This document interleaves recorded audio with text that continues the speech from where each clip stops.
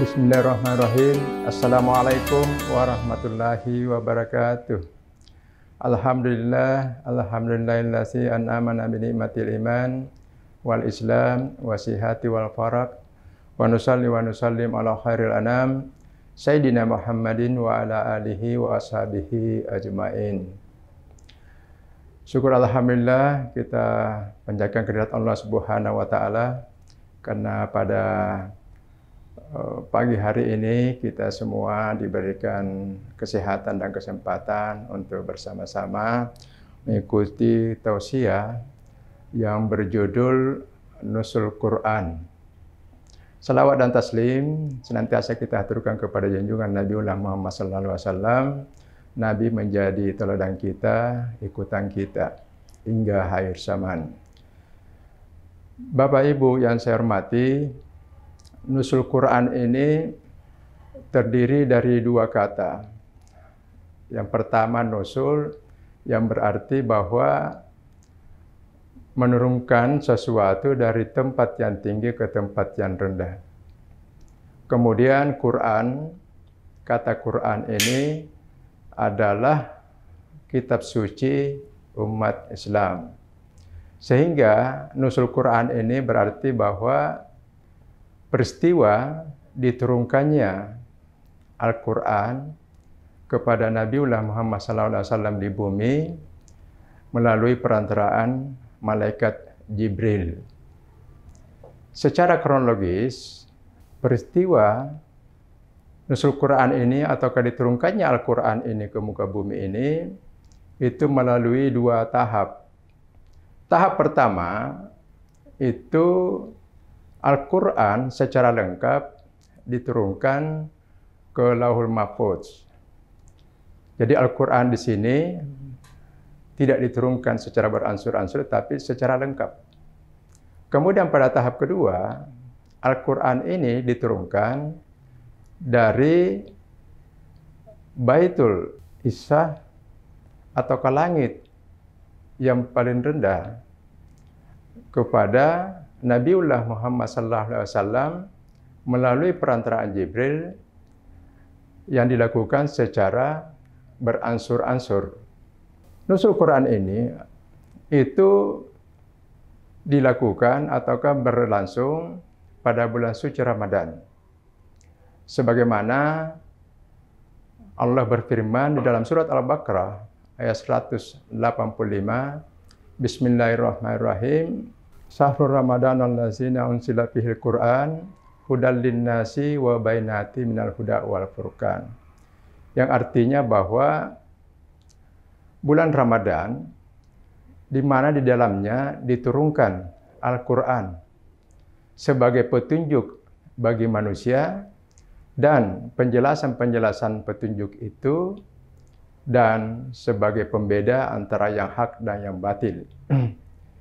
Peristiwa turunnya Al-Quran ini dimulai dengan surat Al-Alaq ayat 100 sampai 5. Surat Al-Alaq ini diturunkan kepada Nabiullah Muhammad SAW melalui perantaraan Jibril itu tepatnya pada saat Nabiullah Muhammad SAW itu berada di Gua Hira.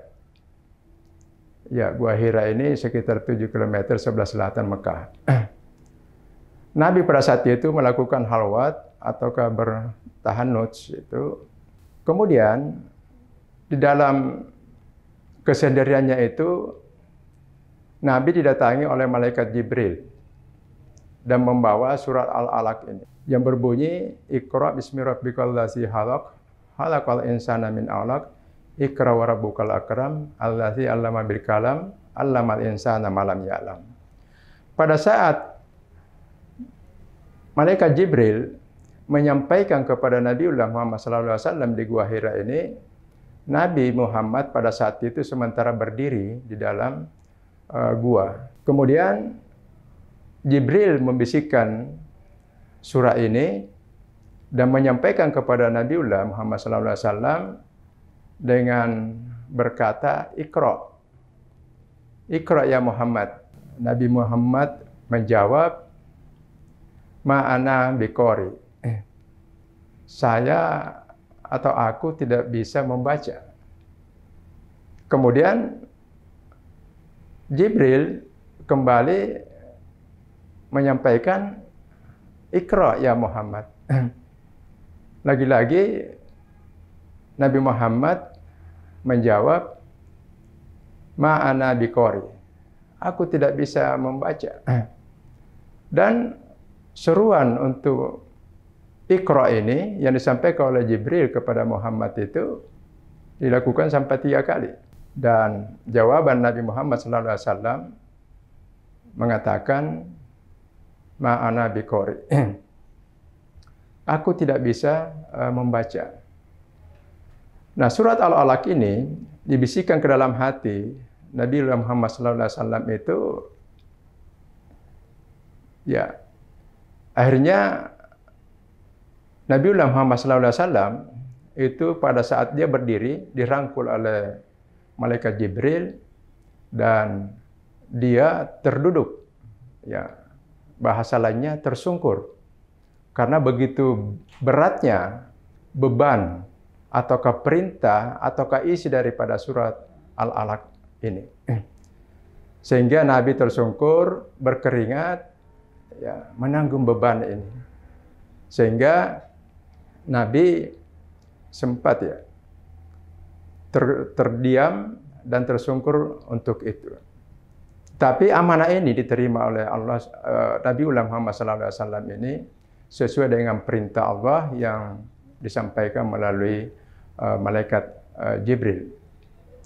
Kemudian pada saat nuzul Quran ini atau turunnya Al-Quran ini di bulan suci Ramadan itu, ya, tidak bisa dimaknai bahwa pada saat turunnya Al-Quran kepada Nabi Muhammad SAW melalui Jibril itu dilakukan secara beransur-ansur, itu tidak bisa dimaknai bahwa kenapa Al-Quran itu tidak diturunkan sekaligus.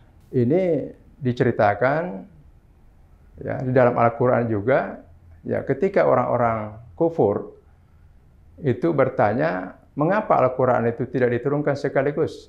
Kenapa dilakukan secara beransur-ansur? Demikianlah diturunkan secara beransur-ansur itu karena ini untuk meneguhkan hati Muhammad, Nabi Muhammad di dalam menerima wahyu ini.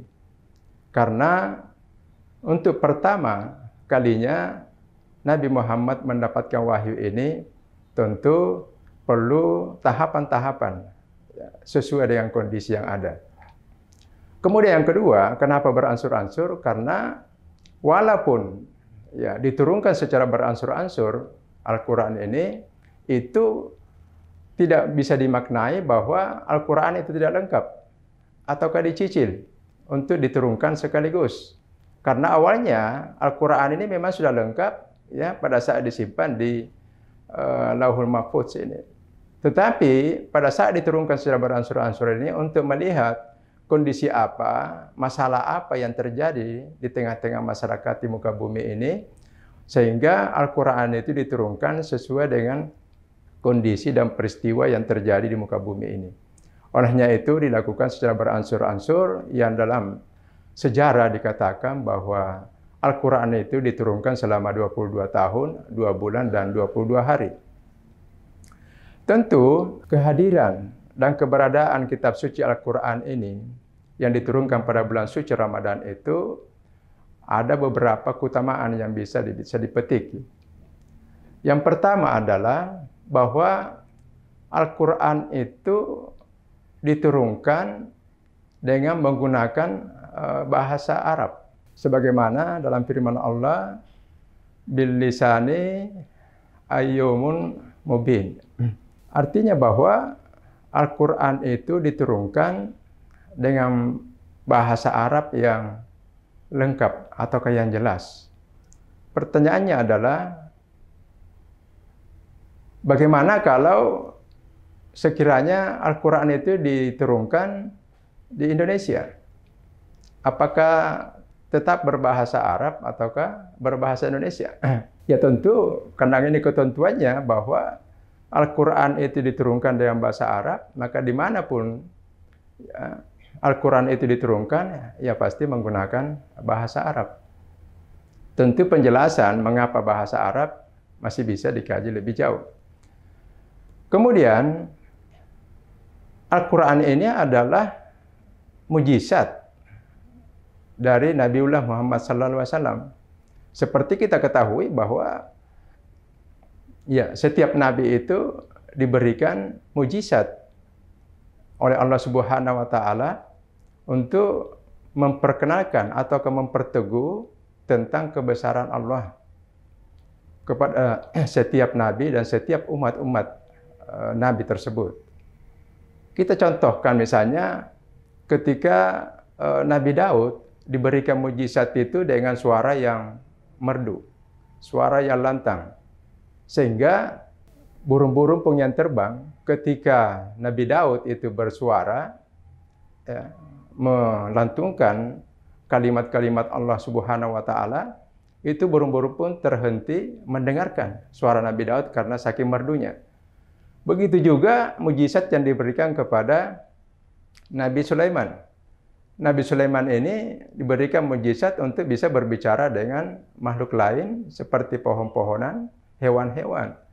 Sehingga ketika Nabi Sulaiman bercakap-cakap dengan daun-daunan atau ke pohon-pohonan itu, orang bisa melihat dengan siapa Nabi Sulaiman itu berbicara. Ya, padahal Nabi Sulaiman ini diberikan mujizat oleh Allah Subhanahu wa taala untuk bisa berbicara dengan pohon-pohon ataukah tumbuh-tumbuhan. Tetapi Nabi Muhammad SAW diberikan mujizat itu adalah mujizat yang terbesarnya adalah Al-Quran. Sehingga berbeda dengan nabi-nabi yang lain. Kalau nabi-nabi yang lain, mujizatnya itu melekat pada dirinya, sehingga pada saat nabi itu meninggal, maka mujizatnya itu hilang, tidak bisa diteruskan kepada umatnya. Mujizat Nabi Muhammad adalah Al-Quran. Sehingga ketika Nabi Muhammad meninggal, mujizatnya itu tetap bisa diteruskan kepada umatnya hingga sampai saat ini dan hingga akhir hayat. Al-Quran bisa diterima, bisa dilaksanakan, dan bisa ya dimaknai dalam sebuah konteks apa saja, dalam sebuah keadaan apa saja.